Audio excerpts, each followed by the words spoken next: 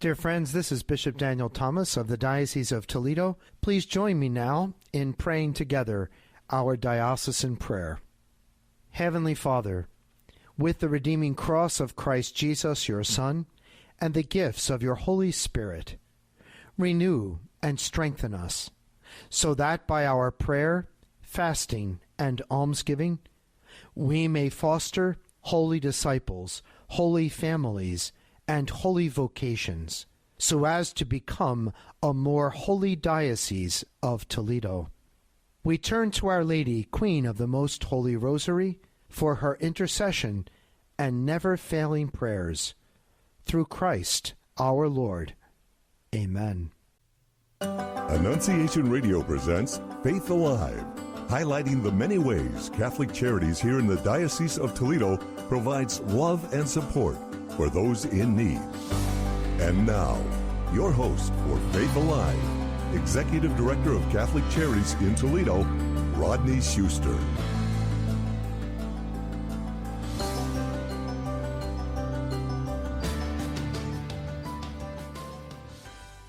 Hello and welcome to Faith Alive, the program that shares how the love of Jesus Christ is provided through the ministries of Catholic Charities throughout the Diocese of Toledo.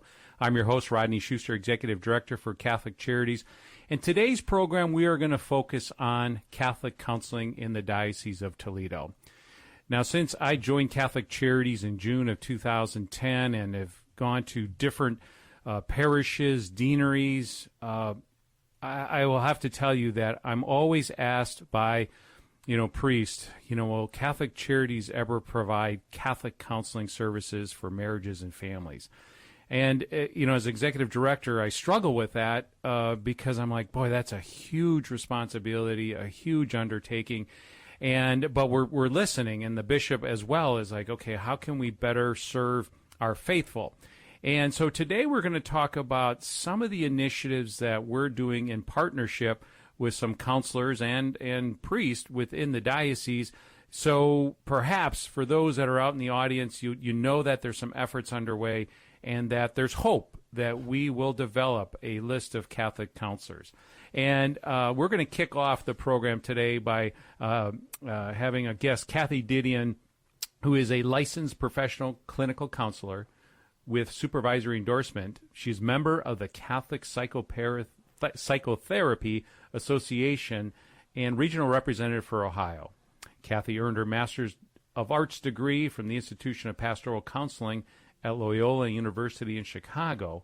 And with over 30 years of experience, her personal mission is to provide competent, compassionate counseling in her private practice from a solid Catholic perspective. She currently serves on the Admission Formation Board and provides victim assistance for the Office of Safety and is involved with other groups and projects for the diocese. She's an active parishioner at St. Rose Parish in Perrysburg. She has 2 grown children and enjoys her 2 young granddaughters.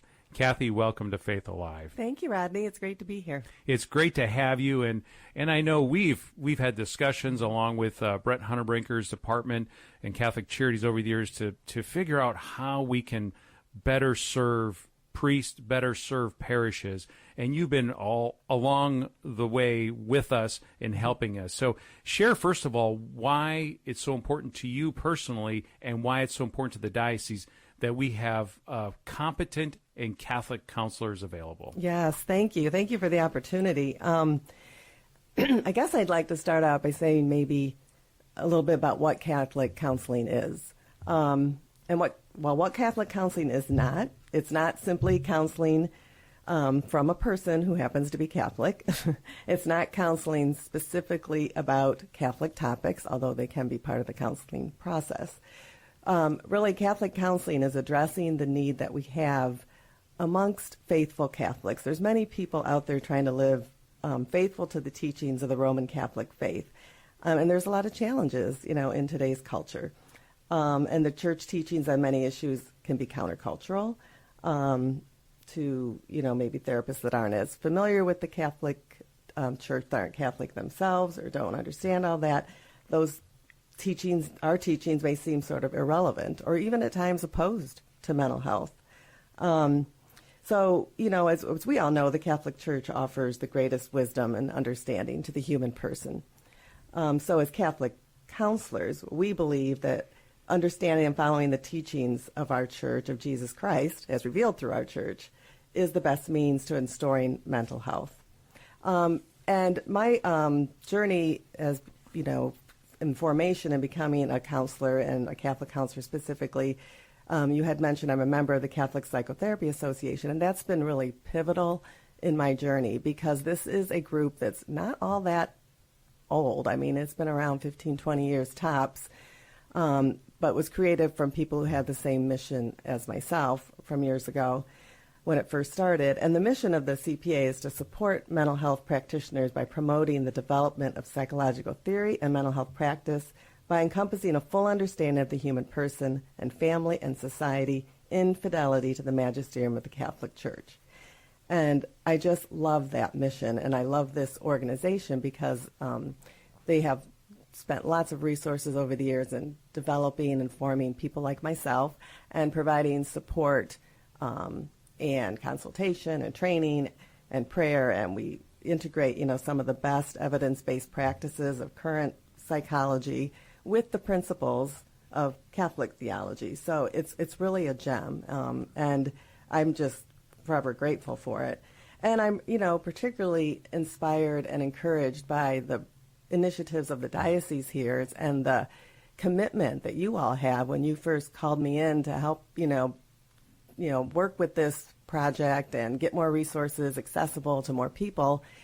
I was just so impressed, how the bishop said, we need to be referring people to people that, we can stand behind the principles and the teachings and that feel secure that they're going to be engaging with someone that's not going to be contrary to that. And that's a huge, commitment that you guys have all given. And, your commitment to trying to, we have a big diocese. I mean, we have, and we'll talk, excuse me, a little bit more about that later. I understand, about how large our diocese is, but, excuse me, there's a lot of resources that are being explored from the level here at Catholic Charities in the diocese, and that's very encouraging and inspiring.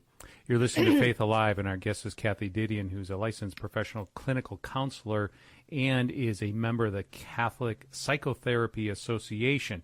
And we're talking about Catholic counseling in the Diocese of Toledo and how we're looking to develop and grow. And Kathy, as you had mentioned, the diocesan strategic plan, which is pillar number 6, which Catholic Charities is underneath. One of those pillar items is how we can be a resource moving forward, and as part of the Living Christ Capital campaign, but how we can be a resource to all parishes throughout the diocese. And it just kept coming back to, boy, how can we, as a diocese, provide options and opportunities for counseling? And I know, for me, as at Catholic Charities, it was just daunting to say, oh my gosh, I don't know how to even begin to start a counseling program. And so to have you step forward and say, I can help with this. I can help, with the bishop's goals. I can help with the diocesan strategic plan goals and help be a resource for everyone in the diocese is such a blessing. And, we're starting, I think, finally to get some traction in that that happen. And thanks to your leadership, Kathy, and your willingness to help with vetting, if you will, counselors, because that was always my biggest dilemma is, well, how do you vet for, first of all, that they're competent? And I have no clue to how to assess that. But then the next part is Catholic. And I know priests have always said, Rodney, we want to have counseling, but we want to make sure that we don't have counseling that is contrary to the faith, that might just say, well, it doesn't matter, or that doesn't matter. And it's like, no, we need to support the faith throughout. So in your journey with us, Kathy, you've seen some, I think, openness and willingness for people to help. So maybe kind of share where you're at, where we're at as a diocese right now, because we recently, within the last month or so, put up a list of Catholic counselors in the diocese. Okay. And so, yay is right. So maybe share a little bit more from your perspective where we're at. Well, as you know, because we've been on this together, it's been a journey. And the first part of the journey was sort of, like you said, the vetting through, the screening out some of the stories that were coming into the diocese. So there was a portion of time that was some cleanup time, I suppose we can call it. So once we cleared through the brush, we started getting a better idea of where some of the deficits were within the diocese and where you were hearing some of the greater needs, and starting to reach out to some of those pastors, not only to let them know there are some resources that exist, albeit, located in Toledo, but there were some initiatives that we had started to maybe get at least portions of times into their part of the diocese. And then we were making some traction with that, and then lo and behold, COVID hit, yes. which, had its fair share of tragic that came with it. But, actually one of the outcomes that was fairly positive is we all became pretty proficient in, telehealth therapy, which has really helped in terms of bridging some of those gaps as well. We can talk about teletherapy if you want, but that it's a very good resource for people. I still see, at least my experience, my practice, that there's a preference for face-to-face, and people do prefer that. I probably have at least an 80-20, mostly face-to-face, and usually the people that participate in telehealth, it's not typically because they prefer it. It's typically because, there can be a few here and there. It's usually because it's a long distance to drive, or there's, some complicated situations with their personal life or getting away to make the, to come in. All right, Kathy, we'll continue this conversation. We're going to head to break. We'll be right back.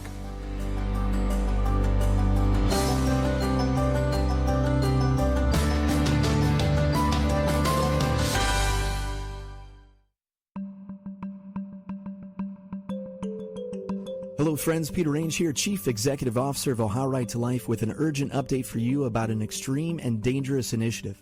Planned Parenthood and the Ohio Physicians for Reproductive Rights have introduced a ballot initiative here in Ohio that could be voted on as early as November of 2023. The proposed constitutional amendment would permit abortion through all 9 months of pregnancy, eliminate any parental rights if you have a teenage daughter seeking an abortion or a sex change operation, and eliminate health and safety standards for women. We need your help. Please visit Ohio Right to Life today at ohiolife.org or protectwomenohio.com and join us in prayer and by going door to door to educate voters to warn Ohioans of this extreme and dangerous initiative. Learn more again today at ohiolife.org or protectwomenohio.com.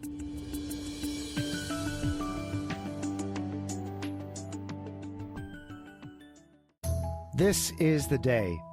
This is the theme for this year's annual Catholic Appeal. Hello, everyone. Bishop Daniel Thomas here. Day by day, all of us are blessed by our Lord, and we know that as Catholics, we're charged with sharing our blessings with others. Your participation in our annual Catholic Appeal brings immediate help to individuals and families in crisis with food, counseling, care, and compassion. Your gift assists in Catholic education of our young people, promotes our priestly vocations, provides liturgical resources throughout our diocese, and so much more. This is the day. I invite you this day to please give generously to our annual Catholic Appeal at your parish or online at acatoledo.org. So grateful for your generosity to our annual Catholic Appeal. We depend on your goodness. God bless you. Now, back to Faith Alive with Rodney Schuster, Executive Director of Catholic Charities here in the Diocese of Toledo. Welcome back to Faith Alive. I'm your host, Rodney Schuster, and today on our program, we were talking about Catholic counseling and Catholic counseling specifically as it relates to the Diocese of Toledo. Our guest is Kathy Didion, who's a licensed professional clinical counselor, and she is also a member of the Catholic Psychotherapy Association, and she's been journeying along with the diocese, with Brett Hunterbrinker, Kevin Jory, and myself, in helping us develop a group, a network of Catholic counselors. So, Kathy, before the break, you were sharing a little bit about, doing the telecounseling, but there's still a preference for people to be in person. From your perspective as a counselor, what would you say is, what do you lose when you do a telecounseling versus in person? Well, probably first and foremost is the preference of the client. In therapy in general, it's more client-led than therapist-led. So if I'll automatically right out the chute, if someone sees telehealth as like a secondary or a compromise, if they actually would prefer to be in person, that's going to affect, their perception. But my experience is there's an awful lot to engaging with a human person. And when you're on a screen, although we can do that, and we all managed during that period of time for lots of different situations, and we managed and we were effective, whether it's therapy or business meetings, or we did what we needed to do. But we do lose some of the fullness, the ability to really have that in-person eye-to-eye contact, that be able to pick up on people's nonverbals, to engage with them as a whole, particularly in working with couples and families. That's particularly challenging when you're doing telehealth therapy. And you have limited view. I mean, you see what's in that screen, so you don't know, even who somebody else is in the room, or there's even that sense of like being able to protect confidentiality and just the integrity of the counseling session, which is important. You listen to Faith Alive, and our guest is Kathy Diddy, and we're talking about counseling and right now about the telecounseling, and I know, Kathy, just from a perspective of just having meetings. When you have Zoom meetings, I think they can serve a purpose, but there's just you just can't replace the face-to-face being in person meetings, because like you said, there's I think a greater apt to share when you're in person, yes. and like you said, you're able to probably better pick up on cues that people might be sharing, nonverbal cues, and probably from your perspective that is really critical in trying to draw out maybe whatever is going on in their mind. Absolutely, let alone technical difficulties. I mean, trying to pick up on the nuances. Like if I see, as we were talking about that, I noticed you starting to tear up, but then you called it back. If I'm noticing that in my head, it's note to self, and what I do with that, will depend on our relationship.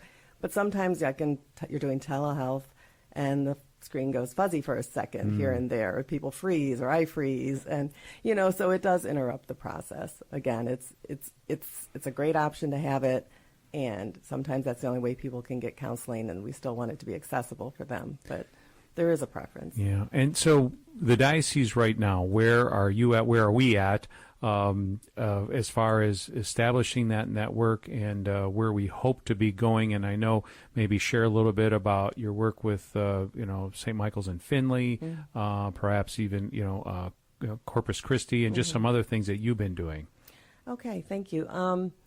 So more recently, let me see, where do I start here? Well, I guess we could start with, we'll just start with Corpus Christi, but I think you're going to be talking a little bit more with Father Jeremy himself, so I don't want to steal his story, but basically he identified a need in his community, in his parish, and reached out to me to just pilot something that we could make it more accessible for the students, which was just fantastic. And, and it's not just, Father Jeremy, went...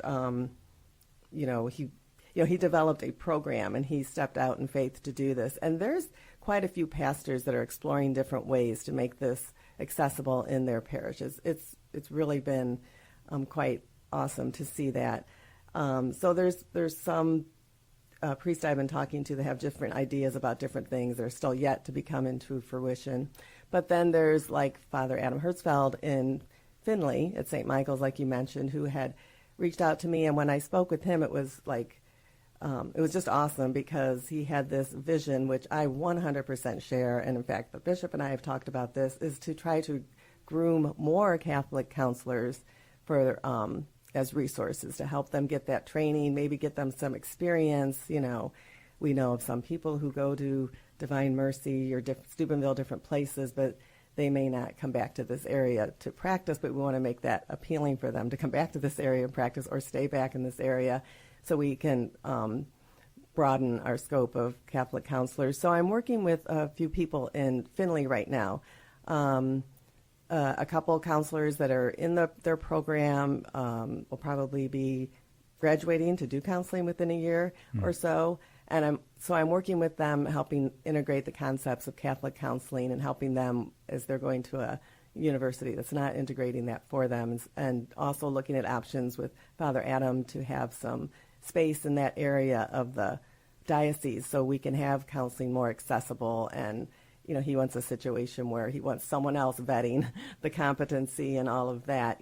He's very concerned about only Catholic, true Catholic fidelity is, coming from his location, which is understandable. And I think there's other priests that are open to those kind of things. And in the process, we're identifying, hopefully more students. I have another person who may be joining the group, which will be awesome. And then also through what your and I's work together, we've identified a few other people. We, like Sue Dorsky in the Sandusky area, who we've worked in the past. We've reconnected with her recently to help her, ask her to be part of the initiative again through the Catholic Psychotherapy Association and actually CatholicTherapist.com. I forgot to mention that. It's another resource to find a local Catholic therapist.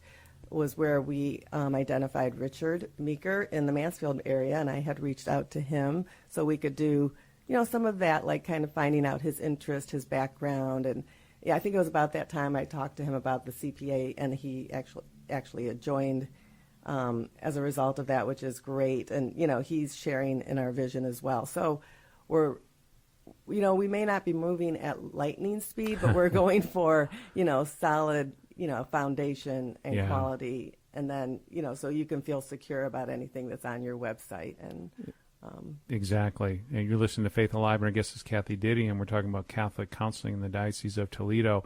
And I couldn't agree with you more, Kathy. While it seems like we just want to have an entire list of a bunch of counselors, we could probably do that right now. But to make sure they're Catholic and competent is a whole nother matter. And that's why we're making sure we do our due diligence and with your help and support. And I want to mention, too, the bishop's, desire to have this throughout the diocese. And, the Living Christ Capital Campaign, which a component of that is for helping Catholic charities. And so I know ideally we want to get to a point, Kathy, where you say, oh, my goodness, I need help. And I need help in the way of helping process, insurance claims, and in the way of help scheduling, in the way of helping increase the network and outreach and stuff. So we do have a goal and a vision to reach out in different ways to build this network. And again, we're thankful for the Living Christ Capital campaign that's going to perhaps help with that. What are, from your perspectives, what are the biggest challenges in building that network right now? Is it just a lack of awareness that we're trying to do this? Is it, making sure that we find a resource to get counselors, or maybe it's both? Well, I think it's, like you said, the amount of counselors that we have that would be, interested in having that same vision and mission. I don't know that I would say that that's a barrier. I think it's just still building. Mm-hmm. And so to get enough of us to almost have like a Northwest Ohio regional type of entity similar to the CPA here, so we can be strong as we move forward with that. I think, again, I don't know that it's a barrier as much as it just needs more time to develop and more outreach to develop.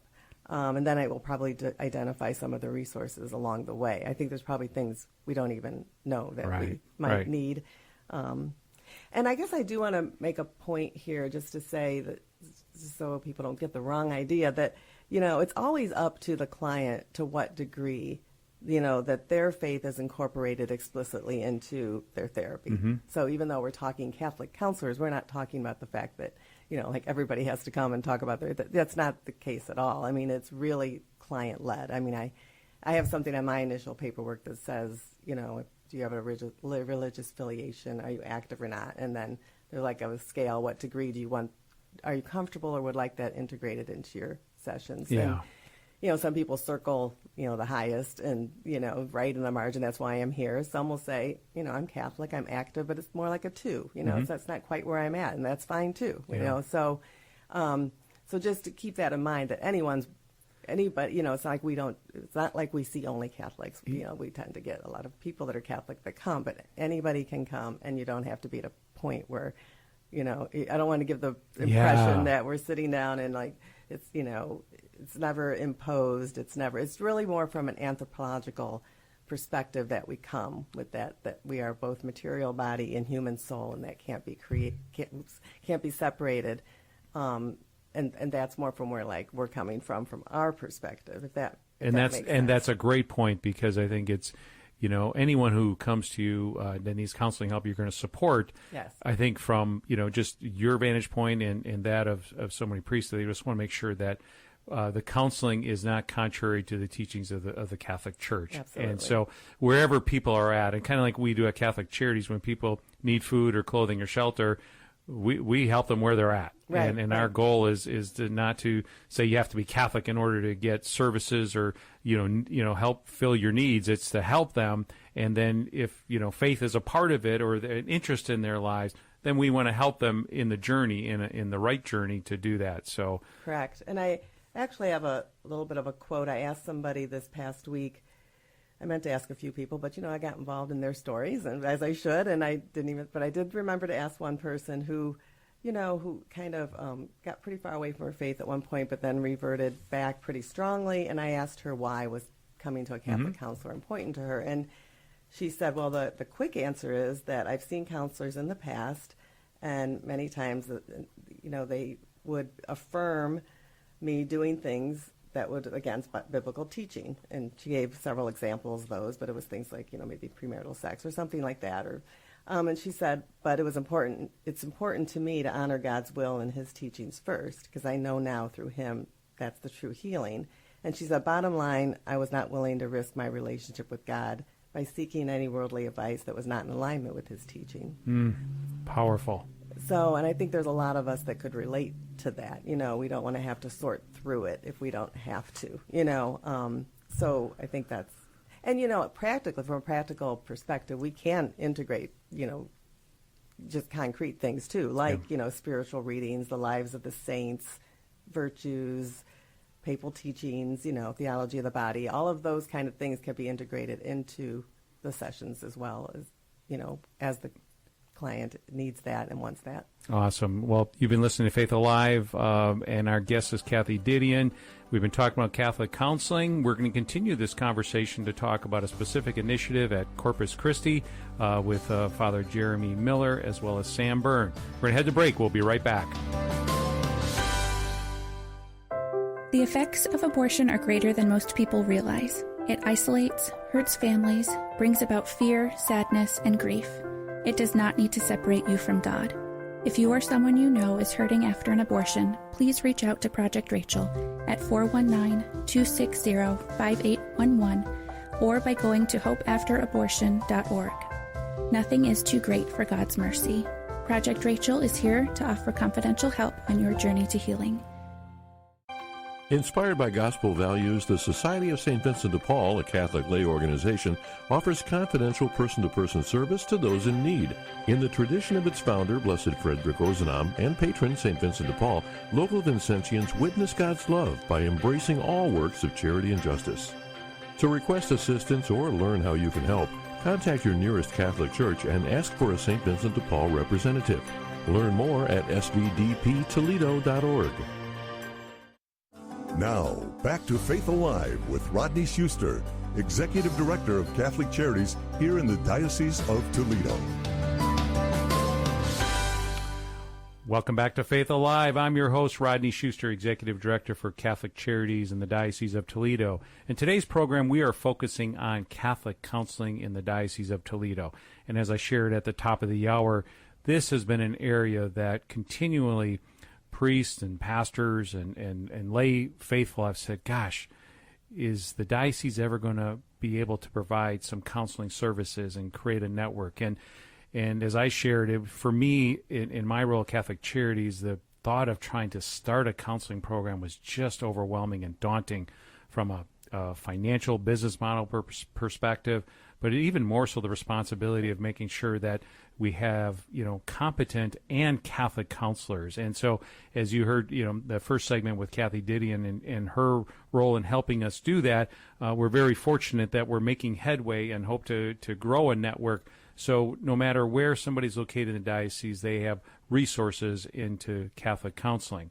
Now, our guest for these segments, we have somebody that has taken the initiative, and that is Father Jeremy Miller, pastor at Corpus Christi. Father Jeremy, welcome. Thank you, Rodney. Great to be here. And joining you is Sam Byrne, who is going to share a little bit about her work and what you initiated. So, Sam, welcome to Faith Alive. Thank you, Rodney. Happy to be here. So, Father Jeremy, being a pastor at a university-based parish, when did you realize that, gosh, we've got to do something about counseling? And then how did you then get to the point where, you've got Sam here to help, but, what did you do and how's that been going?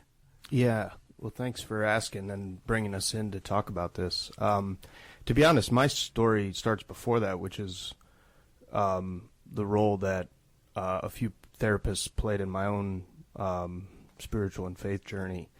And I discovered kind of at a tough point in my life the work of somebody that's very important for both Kathy and I, a Catholic psychiatrist named Conrad Bars, died in the 1980s. And somebody, actually Father Adam Hertzfeld, who she referenced in the previous segment, recommended him to me, his works. And it's maybe a bit of an overstatement. I mean, Jesus saved my life, but Conrad Bars played a big role in that. And then I kind of got to know his daughter, who is a psychologist in Texas, who kind of continues his works, and so that was just a huge part of my own formation and filling out kind of the human and emotional side, which I think sometimes in the Catholic Church and in faith we can be kind of spiritual reductionists. We can think that everything is going to be resolved by more prayer and things of this nature. But because grace builds on nature, as St. Thomas Aquinas said, those wounds, if they have a natural cause, often need to be addressed kind of on a natural level in terms of therapy and counseling. And so it was just a big part of my own journey, and I've always recommended his works and that to others. So when I started in campus ministry, and I just noticed, obviously, the need, and I think that's well documented. And but I also noticed that there's free counseling services at the University of Toledo, and I always try not to dismiss those because they're free, they're available. But at the same time, sometimes there were needs that I thought would be better addressed by a Christian or a Catholic therapist, where maybe somebody on campus wasn't going to be as sensitive to some of those things. And so I just I said, how can we take some of the barriers or obstacles away for a college student to do this? And financial is one of them. Telling their parents on insurance is another. And so it was kind of right around when we were getting these refund checks, stimulus checks, and I just kind of I started a conversation with Kathy Didion initially and said, hey, what if we paid for the first 3 sessions of counseling with you for a college student, and then would you be open to that at a slightly reduced rate? And and so we just sort of talked about it and what it would look like, and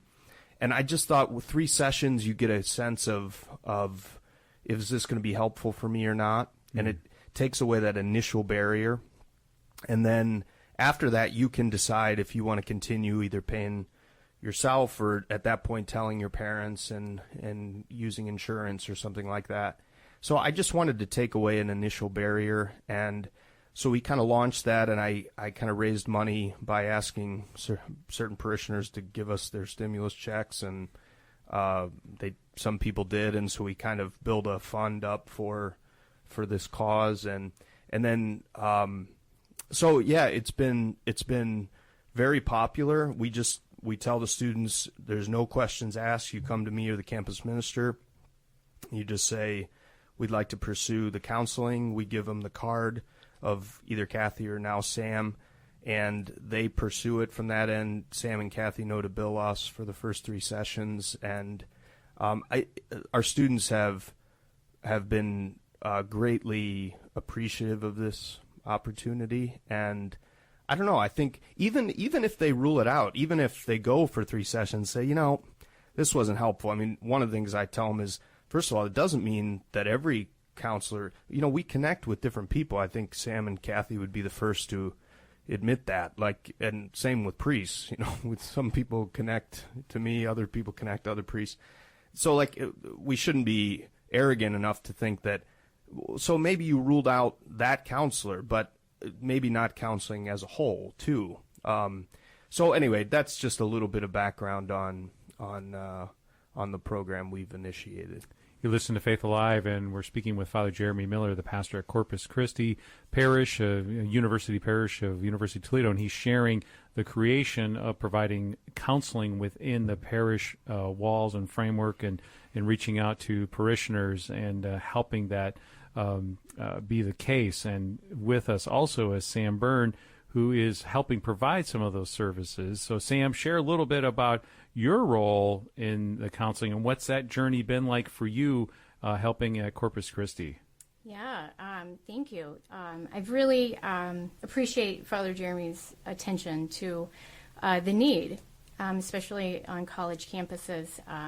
Part of my internship as I went through grad school was at Mercy College and their counseling center. So I really have enjoyed working with the college kids once again. It's been wonderful. Something that I've seen is that, especially in that transition from, as a teenager, maybe taking on the faith of your parents, and then, transitioning into college and taking that on as your own. Sometimes there's lots of questions, right? And lots of doubt, and maybe some fear or what have you that pops up as you go through that. So what I really love is journeying with them and providing that space of hey, all the things are okay to say here. Whatever questions you have, whatever doubts you might be experiencing, this is a safe place to share that. And also, my faith journey has been, how shall we say, bumpy at times, Join the club, Sam. Right? Join the club. In my early 20s, I was questioning a lot of things. And, it was the faith of my parents and the things, I was like, what do I really believe? And that took a lot of work, and it didn't go well. And I walked away from the faith for a little bit, and that was really hard. And I came back, I don't know, maybe it was 8 years ago. And I've just been on fire for the faith. And so having that experience too of I went through some things as well, and I questioned things, and I wasn't sure. It only eventually, deepened my faith. So I love to go through that and walk that journey with them as well. You listen to Faith Alive, and we have our guest Sam Byrne and Father Jeremy Miller, and I'm struck by both of you, how you shared your own experiences and how that left a mark on getting to where we're at today. And Father as a priest and Sam as a counselor, isn't that really what we do in our lives, right? We reflect on our experiences, sometimes good, sometimes bad, sometimes really challenging, and it's what we do with it, right? And do we then say, all right, from that, I want to help others who maybe are in that same spot? And so then we take initiative, Father Jeremy, like you did at the parish, and Sam, how you've come to that realization in your life and wanting to do that. And I just think that's beautiful, and I just think, gosh, praise be to God that we're doing that. As a pastor, it's got to be, I don't know if I want to say, fulfilling is maybe not the right word, because there's people needing counseling, but it's got to provide some peace for you that you have a resource now with Sam. Yeah, absolutely. And, I do think one of the reasons I tried to equip myself in seminary and through reading, and part of it was my own journey, but I wanted to be able to have some skills when I initially meet with people and students and parishioners about this. So I don't, I think there can be a temptation to just refer immediately if And obviously there are going to be things that people bring to you that are beyond your capacity to help with them with. And I'm sure counselors experience the same thing to some extent in their specialties and so on. And so, but I do encourage seminarians and priests to try and verse themselves in at least some of the common therapeutic practices and things, just so that, because I have found that I spend a good chunk of my time meeting with students on things like anxiety and depression, and while eventually that may lead to referring them to counseling, I think I'd be doing a disservice if I couldn't talk with them about that in a helpful way, just because they trust me. So if I can help them a little to navigate those waters, and then if it's to the point that it needs something more, then we can do that. So I really think it's an important part of actually pastoral ministry today. And I'm not one that says everybody needs a counselor. It's kind of trendy and a fad right now, and there could be worse fads in the world. But there are people that are pretty emotionally integrated and, need some accountability people and people to help them, but don't necessarily need a counselor. I think some people think that you can't exist. It's almost like a badge of honor. It's like, yeah, man, I got a counselor, man. Hey, who's your counselor, kind of thing. And I'm not one of those, but at the same time, what I think the breakdown of the family and what social media has done and other maybe cultural trends has made us more maybe emotionally wounded than I don't know. I don't like to compare ourselves to past generations, but there does seem to be a lot of emotional wounds that people need help navigating. And so, yeah, it's great to have people. And I wouldn't even say I think in Sam's case, she wouldn't even necessarily label herself as like a Catholic therapist. She's a therapist who has a great sensitivity to Christian and Catholic things. And I think that's all with Kathy and Sam is looking for is somebody that's attentive to the needs of faith and sensitive to the church's moral and religious teachings so that they aren't dismissed for a student when they bring those sorts of things up, and have a fundamental understanding of the Catholic understanding of the human person. And so I think if we could build up that kind of network, that would be a great gift to the church at large. You listen to Faith Alive. Our guests are Father Jeremy Miller and Sam Byrne. We're going to head to break, and we'll be right back.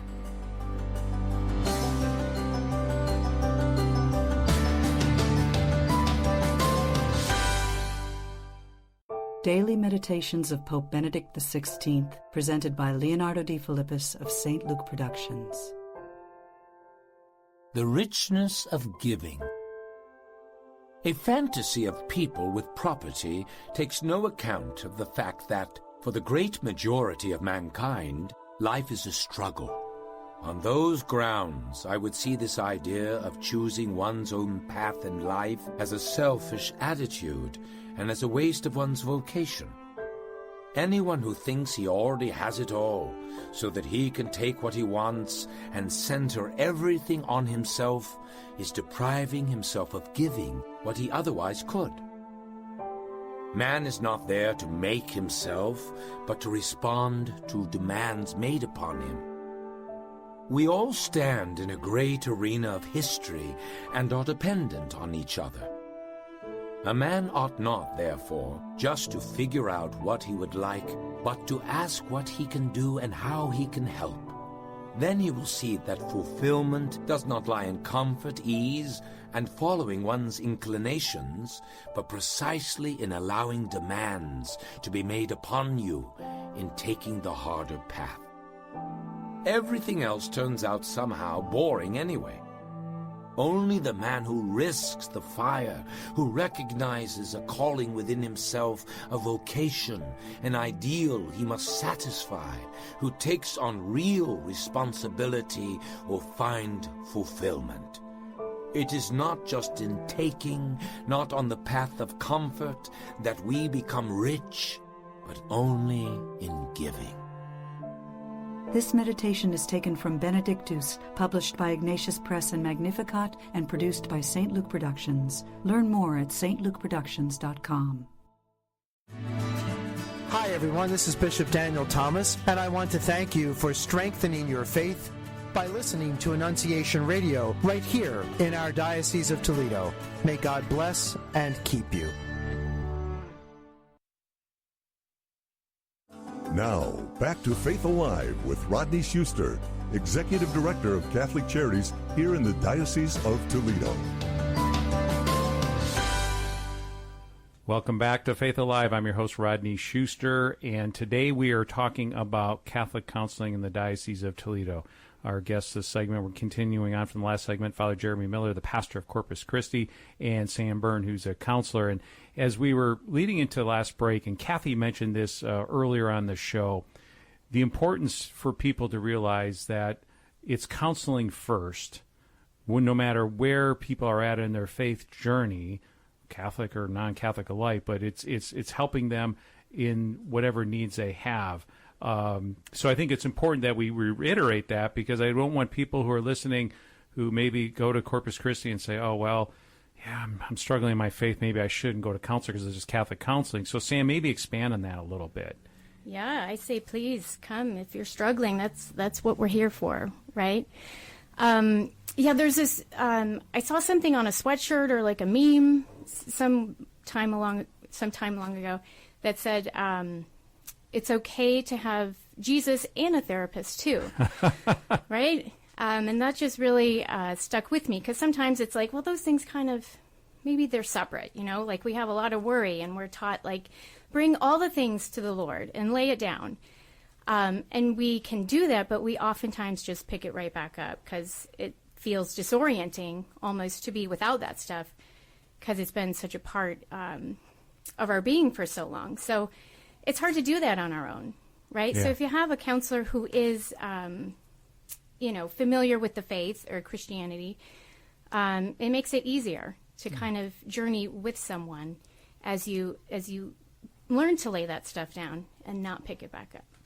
And I was thinking, too, when Father Jeremy was talking about how, as a priest, to have some, basic skills in listening to people before just saying, well, you need to see a counselor. I'm curious, Sam, are you ever talking to clients and they start talking about spiritual questions and spirituality and maybe being under attack, where you have to say, you know what, you need to talk to Father Jeremy? Right. Yeah, it's good to know your strengths and your knowledge and what have you. And yeah, I can help clients, walk the journey of, if there's been trauma. I do specialize in trauma. So I know all the things in that regard. And I'm a faith-filled person, and it's really important to me. But yeah, things come up, and I'm like, yeah, maybe that's a question for Father Jeremy, for you and him to work through. So, Father Jeremy, is that like weird when she says, hey, this person's going to be talking to you about the faith, and you're like, wait a minute, this is a little bit backwards. No, I mean, that's how it should be, right, in terms of respecting each other's gifts and specialties and areas of expertise, because, and that's what I mean, I think we have to avoid all forms of reductionism, because the human being is incredibly complicated, and their spiritual life is one aspect of them, and kind of can be an overarching one. But I always like to go back to what St. Thomas Aquinas said, which is grace builds on nature. And so if you impose kind of even a rigorous spirituality on top of a really wounded humanity, it does create, often actually sometimes, more problems than it solves. And so to be able, at the intersection of nature and grace, to be able to try and help people to navigate that, I think is a real art, and it avoids like kind of just compartmentalizing those things. And I got my spiritual life over here, I've got my emotional health over here, I got my mental health over here. We're a mix of all that, and I do think it's very hard for people to navigate that, including us with people. Yeah.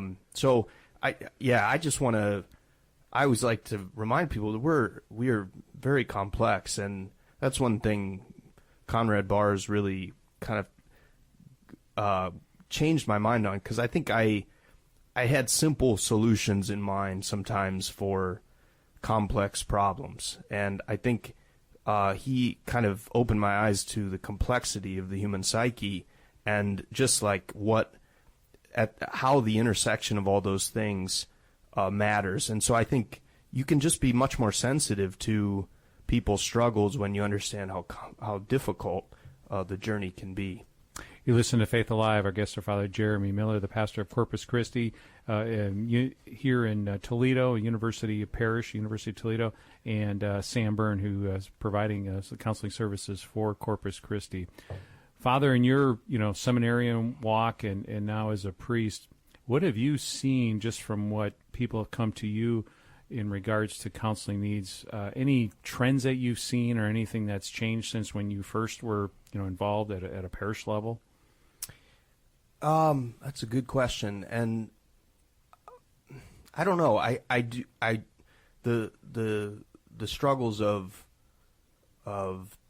depression, anxiety, seem to be accelerating. I don't have a statistical data, but and I do think technology and social media has exacerbated some of the human tendencies toward anxiety already, and so I think those things have accelerated in my pastoral experience.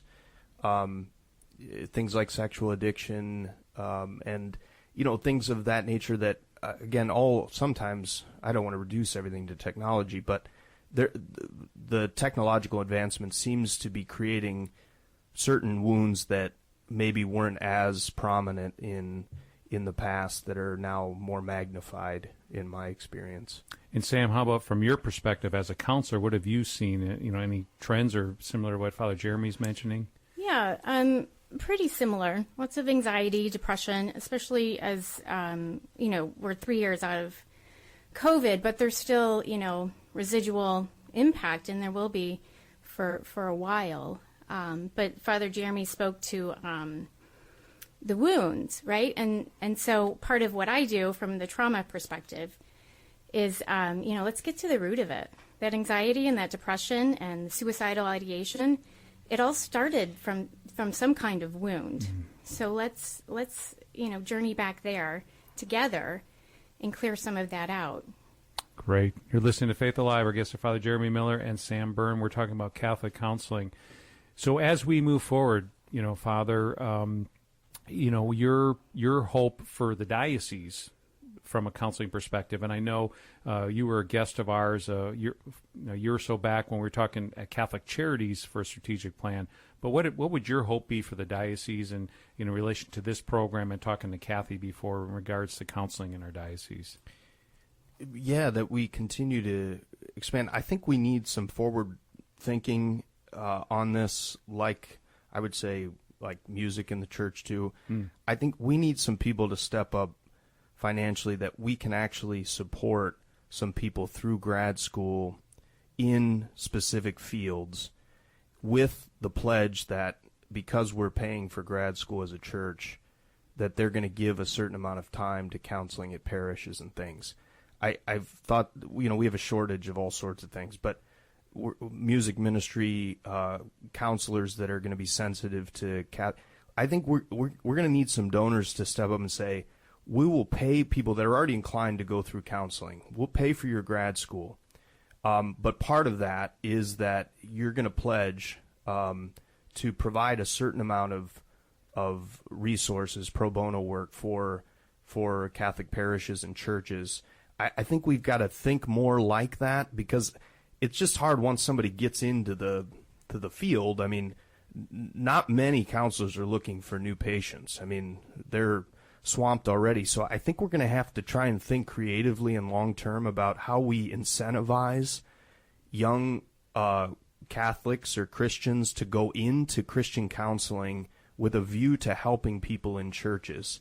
I think we're going to have to think a little bit about that. I've thought a lot about that, how we could do that. But it takes financial resources, and it takes... But if I had that, I know a number of my students who are in counseling that if I said, this will pay for your grad school, but here's the commitment on the back end to help the diocese or churches, I think they would eat that up. Yeah. We need the opportunities and things. So that's one thing I've thought about as a possible long-term solution. I think that's awesome, and I think it's the seed that you just planted here on the radio, but I also think in your network and discussion with other priests, it's important to talk about that, and perhaps, like anything, you have to have a plan and think through, where do we want to get to, just like building up a network of counselors that are competent in Catholic. But I think, to your point, I think there's an opportunity there because, when you're in college, you're like, okay, sometimes I don't know what I'm going to do. Well, if there's a direction, especially some who are like, man, I want to make a difference in the world, and this is a way of doing it. So, Father Jeremy, Sam, thank you so much for your work. It's important, it's critical, it's vital, and we just ask God to continue to bless and help you. And for those who want to learn more about Catholic counseling, go to the Diocese website or Catholic Charities website. We have a list of counselors there. Continue to pray for us and help us up. And if you want to follow up from Father Jeremy's idea, let us know. You're listening to Faith Alive. Until next week, God bless. You've been listening to Faith Alive with Rodney Schuster. For more information about Catholic Charities programs and services, visit CatholicCharitiesNWO.org. You can listen to this and other episodes anytime on demand on the Annunciation Radio mobile app and at AnnunciationRadio.com.